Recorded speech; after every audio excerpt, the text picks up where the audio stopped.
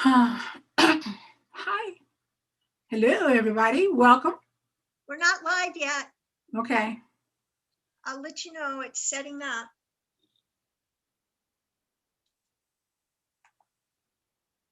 We're still zombies. Hi. Oh, I like the hat. We're not live. Hi, Leslie. I'll let you know it's setting Hello. up.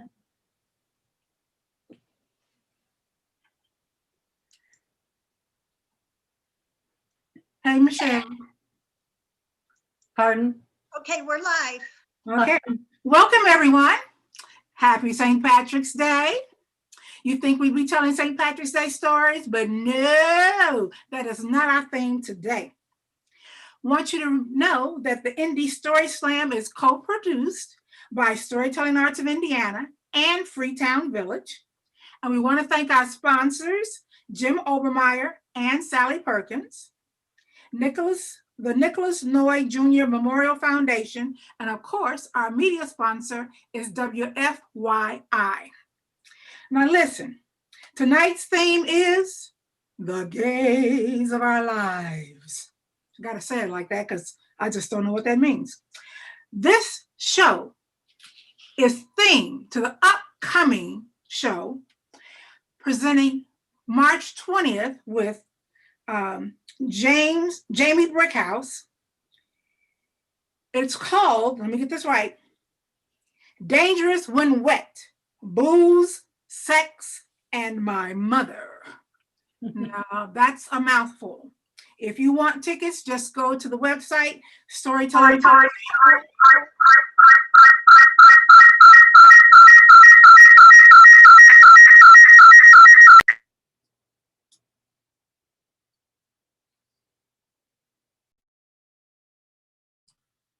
Do we know why that happened? Can you hear me? Okay. That was an interesting sound. At any rate, our topic tonight, the gaze of our lives. And we're going to kick it off with Summer Cowan. Summer, you got the floor. Oh my gosh, I'm first. Hi, everyone. All right. So I'm going to tell a story that starts way back in the olden days of 2009. And back then, my then girlfriend and I decided that we were going to get married. And back then, Indiana wouldn't let you get married here. So we decided to elope to Northampton, Massachusetts. And we did. That's enough of that story. But as happens sometimes, it didn't all work out. And a few years later, we split up. Sad, but it happens. But that's when the interesting part happened. And that Massachusetts wouldn't divorce us because we didn't live in Massachusetts. And Indiana wouldn't divorce us because they didn't see us as married. So we were married, but we weren't married. Well, we couldn't get divorced, but we couldn't marry someone else because, like, if the state legalized it later, then we could be bigamists or something odd like that. So, you know, there was a couple of years there where I was technically sort of kind of married, depending on how you look at it. And it definitely made dating a little bit awkward sometimes because I'm not really sure at what point you tell someone like, hey, I really like you. By the way, I am married, but I can't get divorced. But I would if I could, I promise. But luckily for us, in 2014, a judge decided that, yes, Indiana would allow gay marriage. And so, you know, I was really excited and we filled out all the divorce paperwork. And by that time we were like kind of friends. And we even went to the notary together as you do. When you're lesbians, we all just stay friends, right? That's like the stereotype and for a reason. But so I took the paperwork down to the city county building and there was this like really amazing atmosphere down there because they were performing weddings in the city county building, which they don't normally do. And there were these couples that were just like stretched in this really long line all the way through the city county building and out onto the sidewalk. And they were just all like patiently waiting and so happy to be able to get married. And I looked at them and I was just like, good luck, suckers. And I went into the other room to file my papers. And so I gave the clerk my papers and she looked through everything and she said, yeah, Everything looks like it's in order. We'll send a copy to your husband. And I was like, okay, sure, I'm not going to correct you. And then she said, well, and now we're doing this other thing now where it's a pilot project and you get to go in front of a judge and they'll decide if you'd benefit from mediation. And it wasn't really optional. So I was just like, okay, great. Took the paper. And one more step. What's one more step when you've been waiting a few years? But then another thing happened in that the courts put this stay in place saying, okay, no more marriages right now. Everything's kind of on hold. So what did that mean for my divorce? Like, I didn't know. So I just kind of hoped that like everything would get resolved before that date of that hearing came along, but you know, not that lucky. So the date of the hearing came along, and so I told my ex, like, you know what, I'll go. Don't come with me, because if we're sitting next to each other, it's pretty obvious it's two ladies, and they'll be like, no, like cancel this whole thing. And so, you know, I had talked to a lawyer that I knew and like not official legal advice, but they were like, don't let them sign the papers, because we don't know if like you're committing fraud or if it counts, or if they find out later that you were two ladies that now you're not divorced again. So basically my goal was just to get through whatever was about to happen. And so I go and I'm like at the end of all the people that they're going to talk to. So I sit through all these other couples that are talking about their various issues. And I'm learning that if you ever like can't watch reality TV or your soap opera, just go to divorce court. It's very entertaining. And I was like, you know what? I don't know if straight people should be allowed to get married, because it's very complicated. All of these things are going through. I just want a divorce. But so it finally gets to me and I sit down at the table. The judge looks through my papers, says, okay, everything kind of looks in order. And she said, where's your husband? And I said, at work. I mean, I wasn't lying exactly. I just, you know, was trying not to get everything thrown out. And she said, well, you know, everything looks okay. I can go ahead and sign it if you want me to. And I said, well, you know, I kind of want to wait to finalize it for just a little bit. And she said, oh, she got this like look on her face where she was like, you know, I understand. Like sometimes these things work out. And I was like, yeah, that's totally why. And so she gave them back to me and she said, you know, bring them back if you want to file them later. And so I just took them home and set them on a shelf and waited. And then sure enough, a few months later, the court said, congratulations, Indiana, you have gay marriage now. And I was like, awesome. So I took my papers, I took them down to the, you know, to the judge's office, turned them in. I even got them back like 2 days later with the signature on them. So I got my marriage recognized and my divorce finalized in the same week. And I think, as far as I know, I got the very first gay divorce in Indiana. So there should be a plaque with my name on it somewhere. But, you know, the judge was right about one thing, and that sometimes things do work out. And that's my story. That's hilarious. Yes, I agree. There should be a plaque.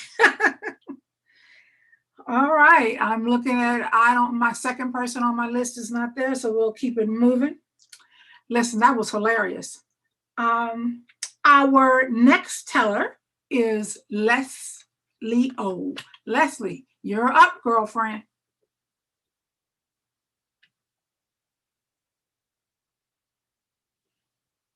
Don't forget to unmute yourself.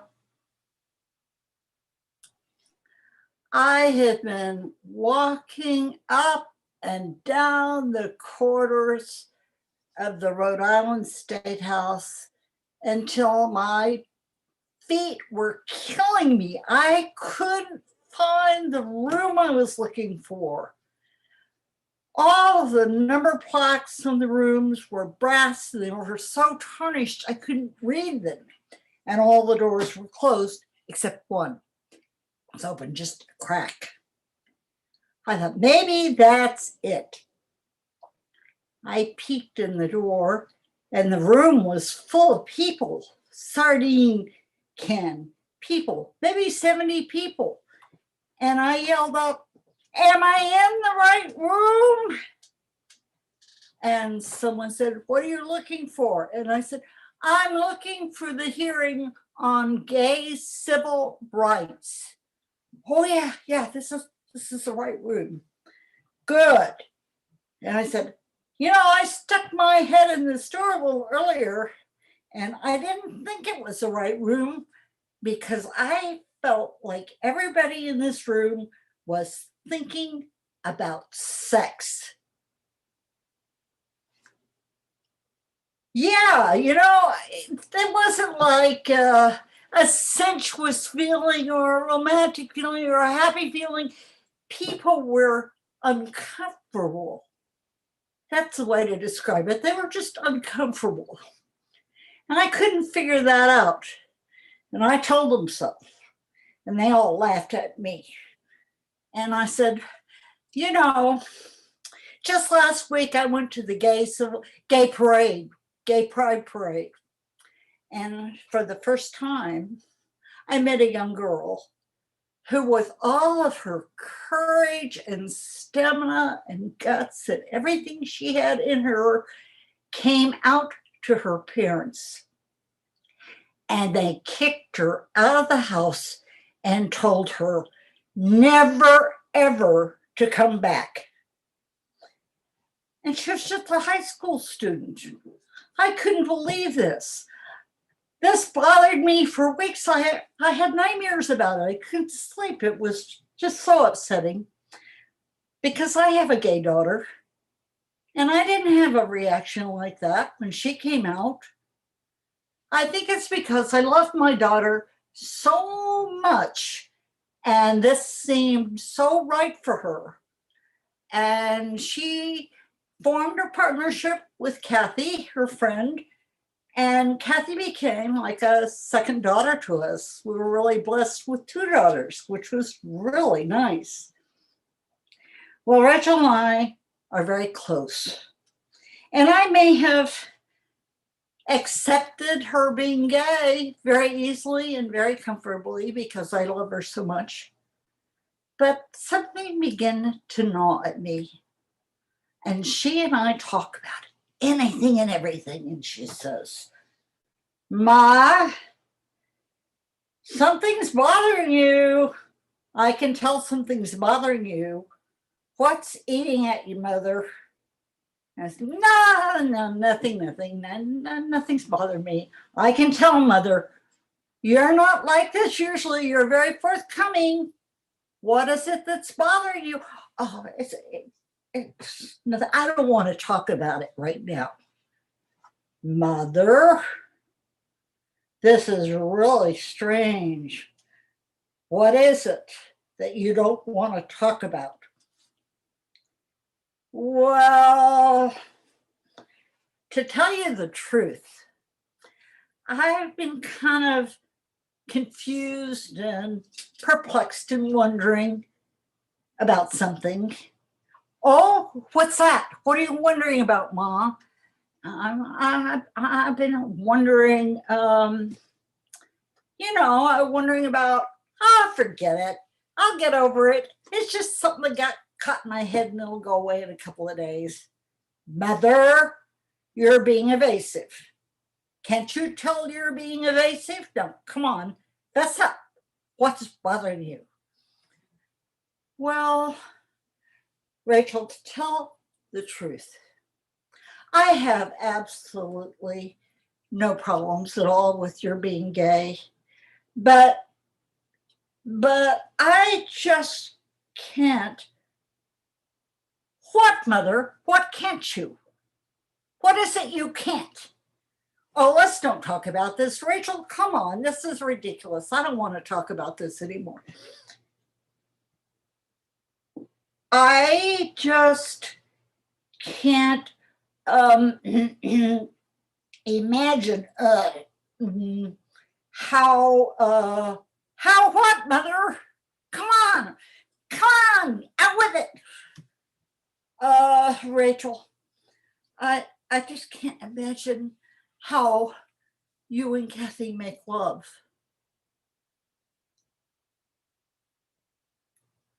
Silence. You could have heard a pin drop.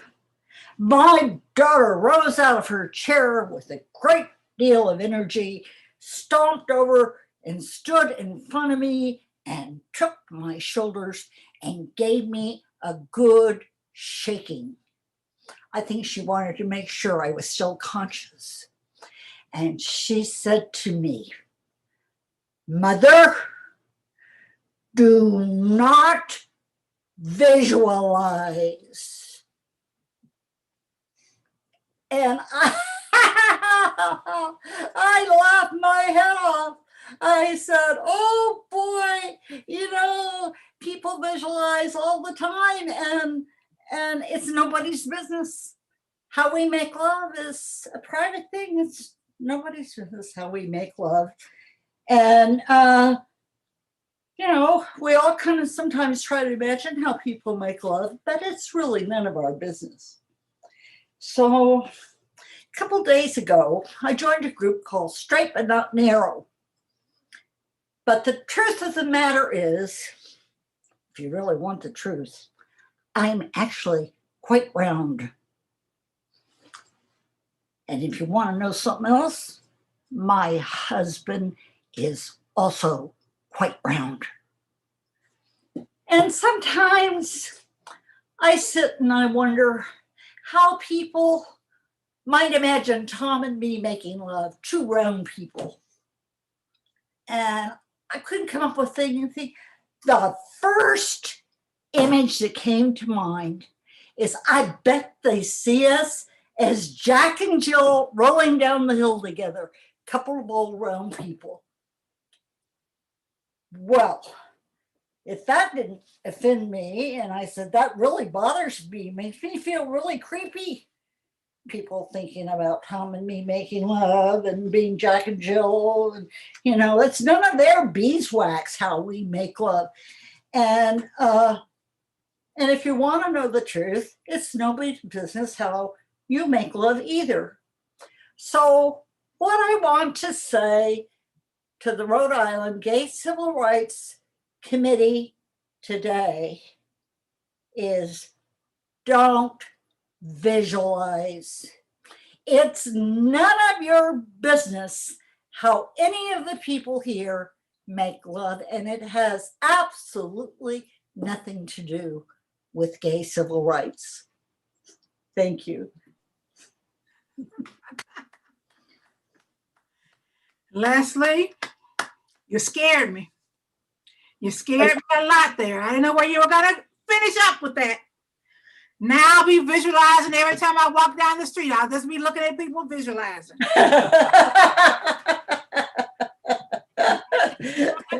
Norm. Woo, okay. Well, I don't want to add any commentary until the very end.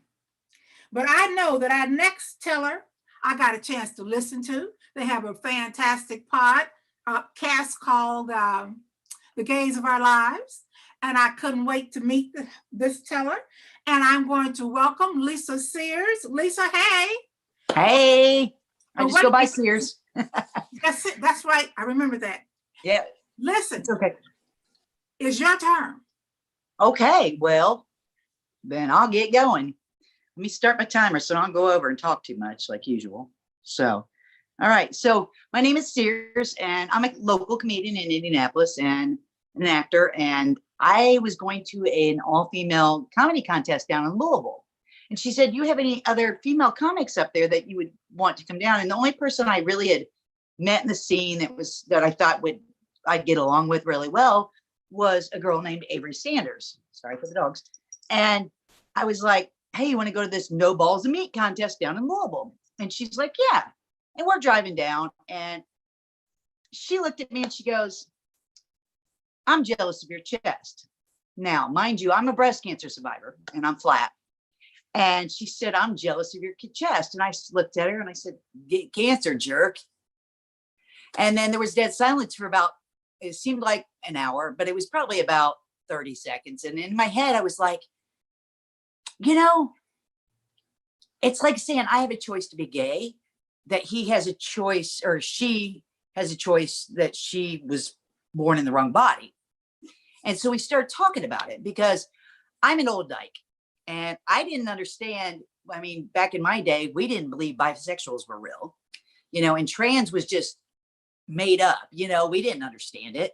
in my age group. And a lot of my friends, you know, still after I started the podcast, didn't understand it. But so we started talking, and Avery, who is now James Avery Sanders, explained it to me, and we started talking. I said, you know, if I don't understand, how does the rest of the older gays and the cisgender, heterosexual, all these other people are going to do it if I am in the community and I don't understand? So we were like, let's start a podcast. Had no clue what we were doing. Went and we recorded 2 episodes, just the 2 of us. We had no idea where it was going to go, but then we got a guest in there. And then that's when it became apparent what we were going to do. And we were basically trying to bridge the gap between the older and the younger LGBTQAI plus community and everybody else. Because with education comes understanding. And I am good with pronouns now. I mean, I'm like, what are your pronouns? Not what are your preferred, because it's not preferred. What are your pronouns? You know, I got asked if I was cis once because I worked with a burlesque troupe and they took my shirt off on me on stage, and I got asked if I was cis, and I was like, yeah, I have a cis. Nope. Are you cis? And I'm like, she calls me cis. Nope. What were you born as and what do you identify as? I had never heard this term at the time. I was like, well, I was born a female and I identify as a lesbian woman, unless the bathroom lines are long. So learning what cis and about the transgender community has really helped me a lot. And I've been able to help other people understand it. Because I mean, if I'm in the community and I don't understand it, how is anybody that's not in the community even going to understand it? So we got all these guests. And then when quarantine happened, we were like off air. We were like done, you know? And so then, did you guys probably watch Tiger King? I'm assuming almost everybody did. And no, okay, I see. Oh, okay. Don't judge me. It was a shit show amongst our shit show to take our mind off of ours. You know what I mean? It just was ridiculous. But there was a person on there that got his arm bit off. And he happened to message me on one of my feeds, and we ended up getting him on because he identifies as a trans man. So we ended up having Margaret Cho. We've had someone from Tiger King. We've had someone from the Real L Word. And it's amazing to get to meet these people and get to understand it and help other people understand it. And it's been a great journey. And I appreciate you guys using our name for it. And, you know, hope you guys all can watch us. Hope we're a little funny sometimes. I mean, but it's very educational, honestly. And it's cool because unfortunately, almost every trans person we've had on has attempted suicide, and because they haven't been accepted, like the daughter that got kicked out of the house or whatever for even being gay. So you guys, thank you for being so accepting of the LGBTQAI plus community, and, you know, watch the gays of our lives, because, you know, everybody needs to learn more about it. I mean, I've been in it for almost 47 years and I still am learning. So that's all I got. Thank you, Sears. You're welcome. I'll be listening to some more podcasts. Yay. You can watch it on YouTube so that you can see the people, because I think when you have some people that identify a certain way, it's better to be able to see them too. I'll do that. I was doing good to find the podcast. That was sort of like above my expertise level. I understand. Thank you so much. You're welcome. Now, these are some great tales. Let me remind you that not only are we telling these stories, there are prizes. Yes, prizes. We have $50 for our first place winner, plus 2 tickets to the show on Saturday. Remember that show? Dangerous When Wet, Booze, Sex, and My Mother. Woo-wee. Anyway, second place winner is $25. Third place winner is $10. We don't know who's going to win, but I'm really enjoying these stories. Now, next month, we will be meeting on April 21st for the Indy Story Slam, and the theme is What on Earth? I have no idea what that means, but we're about to find out when you come tell stories next month. In the meantime, Susie, you are up, girl. You are next. Are you ready? All right, here goes. Well, I grew up in Beaver, Oklahoma. Can you imagine saying you're from Beaver or you graduated from Beaver High School? And kids go, I know your theme song, Beaver High, Beaver High. Well, it was a small town, 2,500 people, but we built a basketball arena that held 2,600 people. Now, what is with that? Well, one time we had a fire in our library and it consumed both books. We didn't know how to handle that. And I worked at this little cafe and I waited on cowboys and oil riggers. That was my life. Yep. And if I'm not careful, I might just slip right into the drawl again that I grew up with. But I've worked very hard to remove that from my speech. Well, you see, Beaver was solidly in the Bible Belt. And if something wasn't in the Bible, it was not allowed in our town. And I don't remember even hearing a conversation about what it was like to be gay. I never heard of a man loving a man or a woman loving a woman. And come to think about it, I don't ever remember a person of color in my town either. So, needless to say, when I decided to go to a Christian college 1,000 miles away from home, right here in Indiana, I was one of the most naive students on campus. Well, I was pleased to find out there were lots of good-looking men on campus. And the very first week, this handsome young man asked me out. And we continued dating and became very close. So I took him home one Christmas to meet my parents. And everyone fell in love with him. He was just wonderful. And so the next summer, I went home to Oklahoma, as students do, and we were apart. So we wrote long romantic letters to each other. And then we came back together and reunited in the fall. And something had changed. It just didn't seem to be as exciting anymore. Maybe we just got tired of each other. So we broke off the engagement. I had a close girlfriend come up to me and ask if she could have my permission to date my ex. And I said, well, sure, go for it because I don't have any spark left for him. So go right ahead. So they continued to date. When they graduated from college, they married and they had 3 sons. Well, fast forward 10 years. I'm working on the west side of Indianapolis, and the receptionist comes to me and hands me a business card. And she said, there's a man here asking if he could see you. And I looked at the card and I didn't recognize the company, but I said, sure, go ahead, show him back. So the man approached me, and as he got closer, I thought there's something familiar about him. He was tall and very handsome, and he was smiling from ear to ear. Do you remember me? I looked at him, and it was him. I said, well, how could I forget you? And so I invited him to have a seat, and we started to chat and catch up. And he cleared his throat. Well, I'm actually here for a reason. I wanted to tell you something. Well, he had my attention. Well, you see, I wonder if you remember why we broke up. And I said, well, all I can really remember is that the fizzle went out of our relationship, and I just didn't see any sense in marrying somebody that there was no fizzle. And he goes, well, I remember asking you a question. I asked you if I had a secret that I could not tell you, would you still marry me? And you thought, and you said to me, I don't think that's a good way to start a marriage. And so we decided to break up because I just couldn't tell you.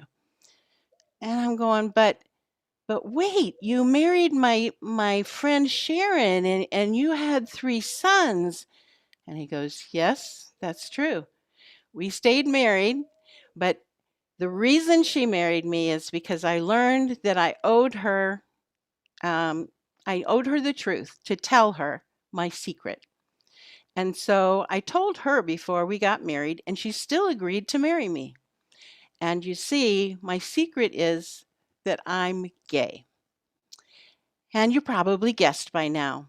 But she said she wanted to support me and to help me change. I agreed to go to Christian counseling, and I was going to pray with her every day that God would change me. And we tried for 15 years, and it's no use because I am what I am. And together, we had an openly gay son.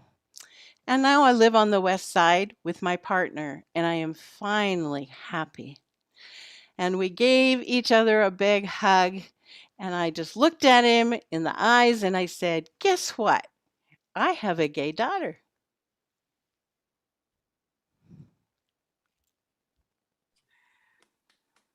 That was a great story. I enjoyed that. Lord, the way these tales could go, I didn't know what was going to happen. You had me on the edge of my seat. Thank you so much. Well, now, I thought I saw Portia on here, and she had a story, but she disappeared on me. So let me give you a commercial. You might want to donate to Storytelling Arts of Indiana. And if you do, you could take your cell phone, you could text 44321, and in the body of the text, put the letters SAI and give us just oodles of dough. Oodles, okay? I want to remind you that this session is brought to you by Storytelling Arts of Indiana and Freetown Village. And our sponsors are Jim Obermaier and Sally Perkins, the Nicholas Noyes Jr. Memorial Foundation, and our media sponsor, WFYI. Well, now, I was hoping I could drag this out and Portia would sign back on, but she has not come back on again. So I think I'm just going to have to let that go. But I know I have another teller, and this teller is not part of the competition. This teller here tells great stories, and he's here to allow our judges to do the tallying. And without further ado, I'd like to talk to the greenhorn, Mike Hobbs. Hello, everybody. Well, that's quite an introduction. I apologize in advance. The dogs are in the next room and they're wanting to be walked. So I apologize. When you have a husky and a Great Dane both playing with a toy at the same time. I asked for a little extra time so that I could tell you about my best friend, Larry. Larry, I talk to him every single day. And I want to tell you about how I met him and how our relationship grew. You see, I was always a dork. And being a gay dork on top of it, that didn't lead to a lot of social advantages. So can you imagine me? I am in the busiest gay bar in Columbus, Ohio. At that time, it was called The Garage. It was huge. And I'm in the back at a table and I'm reading a book. Because that's what I did. I went out to the bars and read so I could be around people but not have to bother with them. And and it was so nice having a book because you could pretend that you were in the book really, really tight if somebody was trying to hit on you. Or even better, have you read this? Hey, I got to show you this to you. Let's talk about this book. Well, so sometimes I got lucky. Well, imagine that you're sitting there reading and suddenly somebody comes up to you and says, I've never seen anybody read in a bar before. I'm like, well, I do this all the time. He's like, what on earth are you reading? Well, I'm reading the Foundation trilogy by Isaac Asimov. It's like, you really are a dork, aren't you? Like, yeah. I looked up and these beautiful brown eyes and this striking face, this strong chin and these glasses that just made you stare. I'm like, and I heard the birds chirp, and I heard them start to sing. And he goes, wow. And you are? I'm Mike. I'm Larry. Well, and my heart was going like this. I'm in love.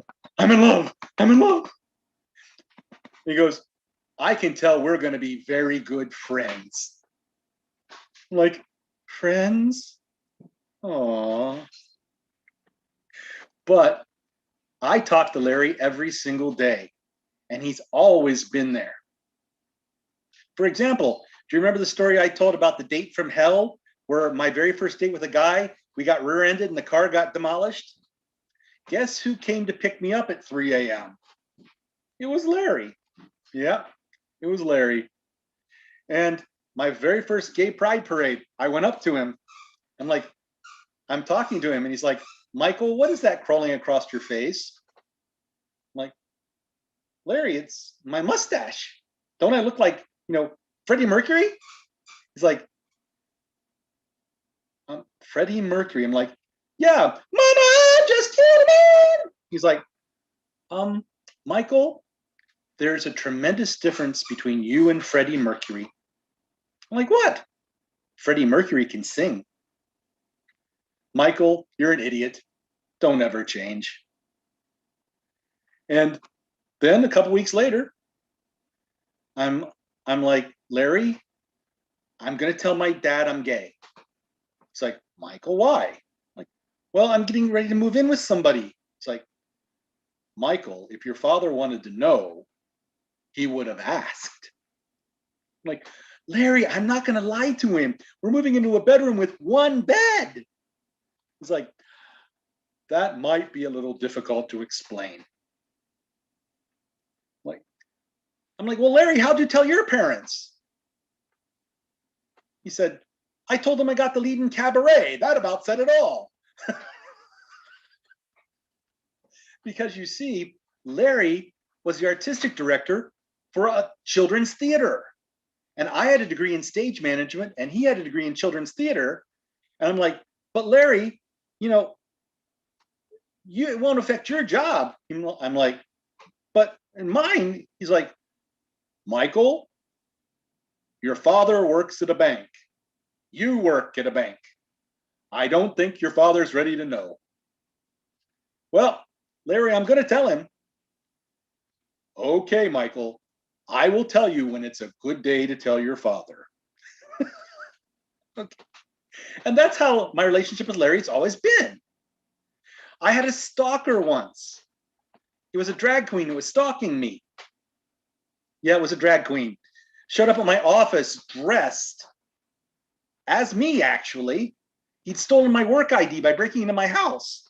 And he was trying to get into my office. And then the phone started to ring. And I'm like, go away, click. Phone ring, ring, ring, ring, ring, ring. Larry picked it up. He went, hello? Who is this? I'm going to tell you right now. I know how to make sausage. Don't ever call here again. Yes, my name is Sweeney. Thank you. Okay. Okay, that's Larry. All right.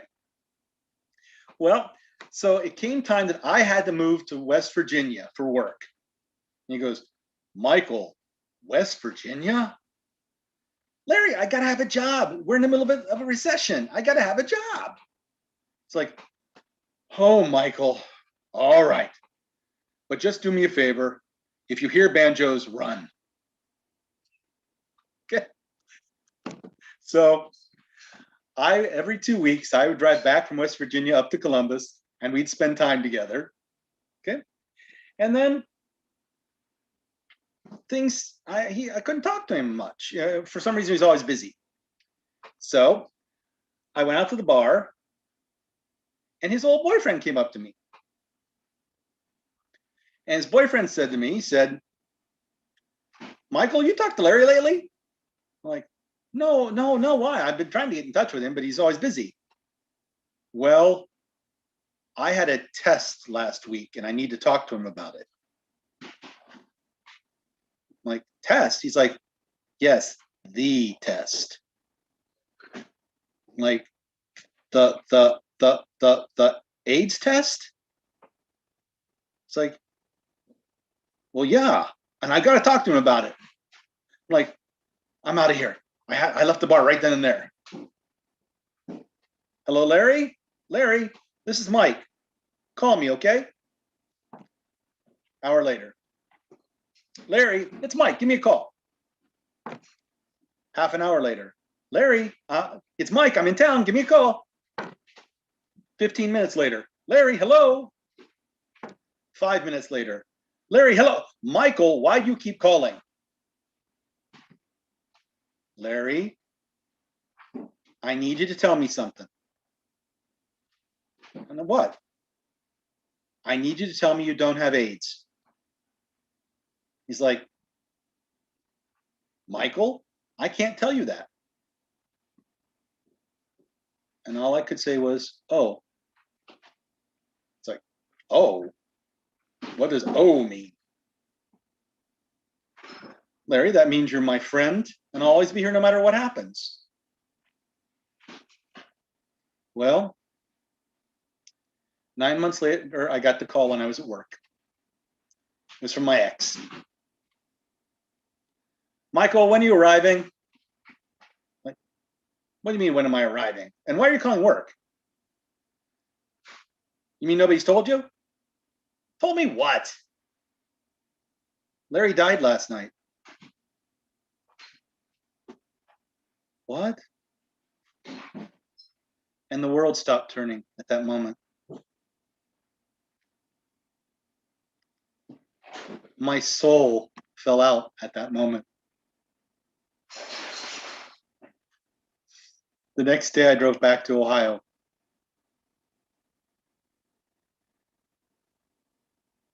I don't remember much about the service. I can just tell you that. I mean, that may make me sound horrible, but I don't remember much about it. Afterwards, I went to the bar with everybody else. And we're all sitting there with a drink and nobody's talking. Well, then somebody went and started up the jukebox. And Let It Be started. And one by one, everybody joined in. And I couldn't do it. I couldn't do it. I couldn't do it. And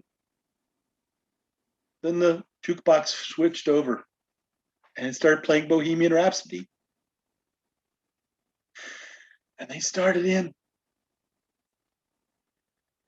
And I heard Larry right beside of me. He said, Michael, you need to live your life. I love you and I will always be here.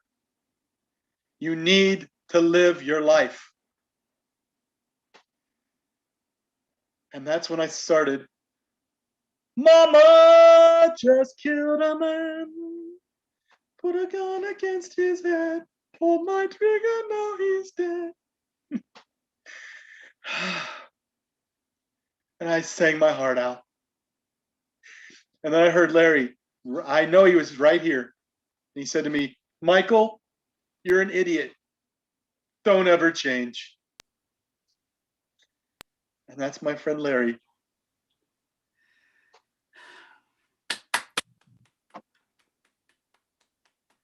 Thank you, Mike. That was lovely. Enough said. Can't follow that with anything. Thank you so much.